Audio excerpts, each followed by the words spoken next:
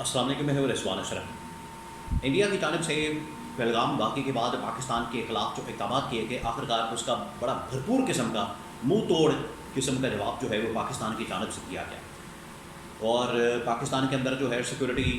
Committee کی جب meeting call کی گئی تو اس میٹنگ کے بعد جو اعلامیہ جاری کیا گیا، اعلامیہ بہت اہم ترین ہے، لیکن اس کے اندر جو ہے مختلف چیزیں، مختلف اقدامات انڈیا کی جانب سے جو اقدامات کیے گئے اس کو کاؤنٹر کرنے کے لیے، اس کے رد عمل کے طور پر جو جوابی اقدامات پاکستان نے کیے ہیں وہ پاکستان نے اس کا جواب دیا۔ لیکن اندر کیا ہوا ہے، وہاں پر کیا ڈسکشن ہوتی رہی ہے، ایجنڈا کیا تھا، army chief general Asim Munir کی جانب سے کیا کہا گیا،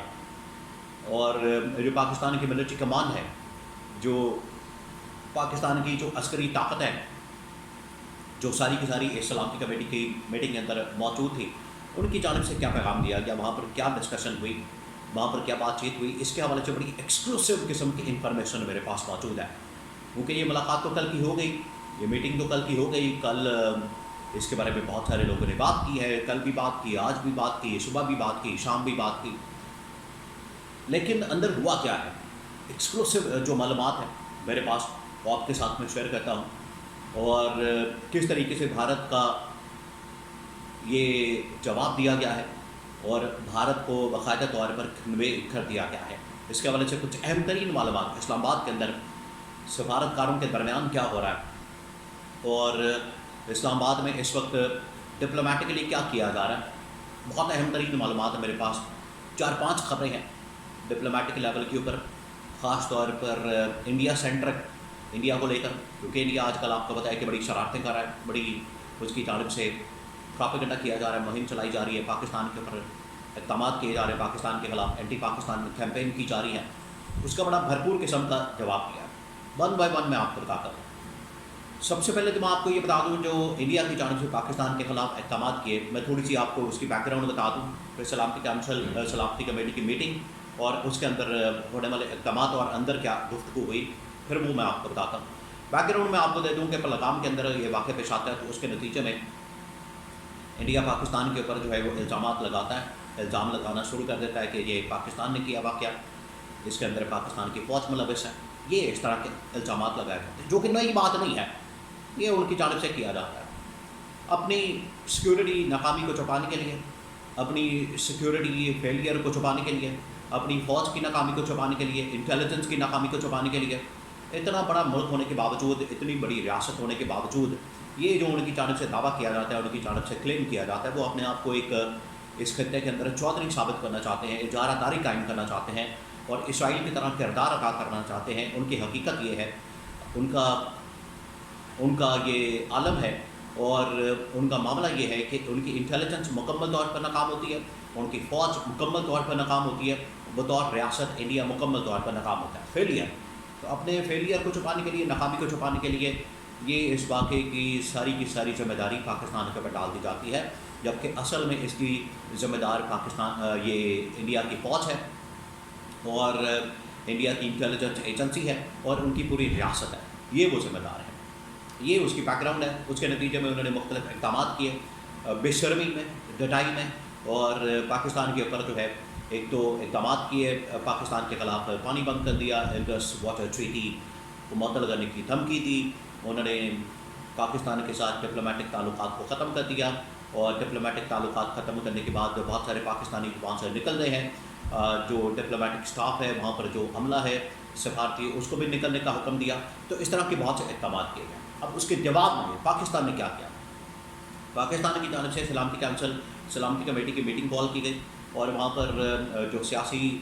لیڈرشپ ہے، یہ جو قوم 47 کی گورنمنٹ ہے، یہ بھی یہاں پر موجود تھی، اور عسکری قیادت جو ملٹری کمان ہے وہ بھی وہاں پر موجود تھی، اور بڑی ڈیٹیل کے ساتھ وہاں پر ڈسکشن ہوئی۔ اب میں تھوڑا سا اعلامیہ کے بارے میں آپ کو بتا دوں، پھر اندر کیا ہوا وہ میں آپ کو ایکسکلوسیو اسٹوری آپ کے ساتھ میں شیئر کرتا ہوں۔ اعلامیہ، اس کے اندر جو چیزیں سامنے آئی وہ 4-5 چیزیں ہیں۔ ایک تو یہ کہ پاکستان نے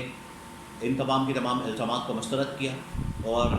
پاکستان نے کہا کہ یہ الزامات بھارت کی جانب سے جو لگائے جا رہے ہیں یہ بالکل نئے نہیں ہیں، اور ہمارے پر اس طرح سے الزام تراشی کی جاتی ہے، یہ بھارت کا پرانا وتیرہ ہے، بھارت کی جانب سے یہ پرانا حربہ کنڈا استعمال کیا جاتا ہے، جب بھی وہاں پر کوئی سیکورٹی کی ناکامی ہوتی ہے پاکستان کے اوپر ڈال دی جاتی ہے، تو اس کو ہم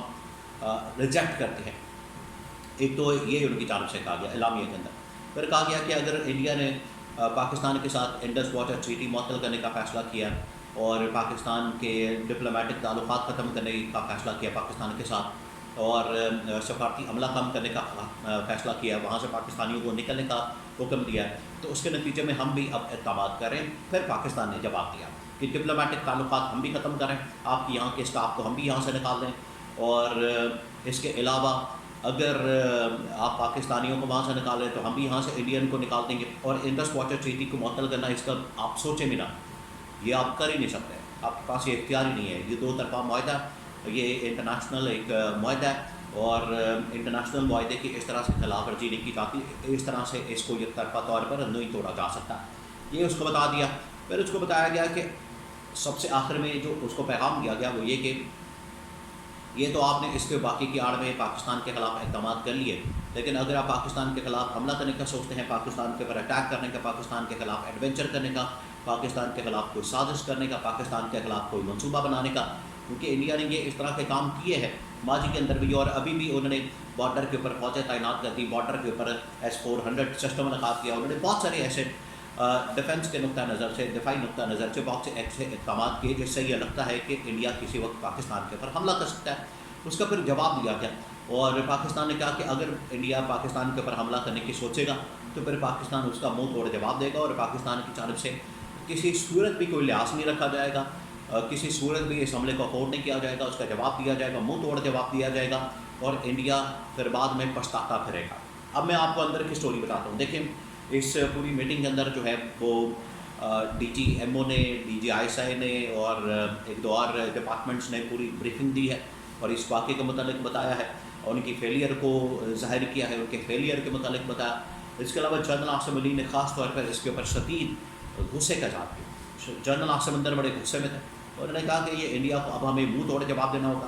اور انڈیا کو اب ہمیں بتانا ہوگا، اور انڈیا کے خلاف جو ہے وہ اب ہمیں باقاعدہ طور پر ان کو جواب دینا ہوگا، اور انڈیا کو ہم نے چھوڑنا نہیں ہے۔ انڈیا یہ جو باتیں کر رہا ہے، حرکتیں کر رہا ہے، کرتوتیں کر رہا ہے، اس کو اب ہم نے منہ توڑ جواب دینا ہے، اور اس کے لیے جو لیڈرشپ ہے وہ ساری چاہے اور اس کا جواب دے۔ بعد میں یہ آگے، حالانکہ اگر اسٹیبلشمنٹ یا DG ISPR خود آتے بات کرتے تو زیادہ بہتر ہوتا، لیکن انہوں نے فارم 47 کی گورنمنٹ کے منسٹرز کو لا کے بٹھا دیا، 4-5 منسٹرز جو کہ فارم 47 والے منسٹرز تھے، وہ آگے باتیں کرتے رہے، کہانیاں سناتے رہے، فلمیں چلاتے رہے، ڈرامے کرتے رہے، اور ان سے کچھ نہیں ہونے والا۔ اصل بات یہ ہے کہ اگر اسٹیبلشمنٹ کی جانب سے یہ بریفنگ دی جاتی، اسٹیبلشمنٹ آ کے اس کے اوپر بات کرتی، DG ISPR اس کے اوپر کلیریفائی کرتا، بریفنگ دیتا، پاکستانی قوم کو آگاہ کرتا، تو پوری پاکستانی قوم آج بھی ان کے سانہ بہ سانہ کھڑی ہے، اس طرح سے ان کے جذبے کے اندر مزید اضافہ ہو جاتا ہے۔